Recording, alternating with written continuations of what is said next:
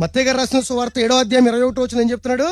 ప్రభువా ప్రభువా అని నన్ను పిలుచు ప్రతివాడు పరలోక రాజ్యంలో ప్రవేశింపడు గాని. అయ్యి బాబో, ఇదేంటండి బాబు, ప్రభువా ప్రభు అని పిలిచేవాడికే పరలోకం లేకపోతే ఇంకెవరు వెళ్తారు పరలోకం? నా తండ్రి చిత్త ప్రకారం చెయ్యాలి. నువ్వు చేయవలసిన కార్యక్రమాలు చాలా ఉన్నాయి. నీ ఇంట్లో ఒక వస్తువు తెచ్చుకుంటావు, ఫ్యాన్ కొనుక్కొచ్చుకోవటం ఎందుకు? ఆ ఫ్యాన్ చేయవలసిన పని చెయ్యాలి. మరి ఏ పని లేకుండా భూమి మీదకి వచ్చావు నువ్వు? చక్కటి రూపాన్నిచ్చి, కళ్ళిచ్చి, చేతులిచ్చి, కాళ్ళిచ్చి, శక్తినిచ్చి, నీ కోసం అన్ని సమకూర్చి, పంచభూతాలు కలిగిన ఈ ప్రకృతిని నీ పదాక్రాంతం చేసి ఇవన్నీ నడిపిస్తుంది. ఎందుకో తెలుసా? నీకు పనుంది.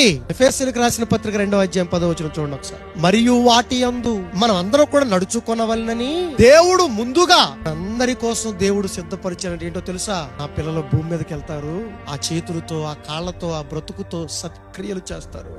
ఈ భూమి మీద పుట్టిన ప్రతి మనిషి కూడా ఈ వాక్యాన్ని చేతపట్టి, ఈ వాక్యంలో మన కొరకు దేవుడు ఏమని వ్రాయించాడో ఆ కార్యక్రమాలన్నీ కూడా మనం చెయ్యాలని, మనము క్రీస్తు యేసునందు సృష్టింపబడిన వారమై ఉన్నాము అని చెప్పాడు పౌలు గారు.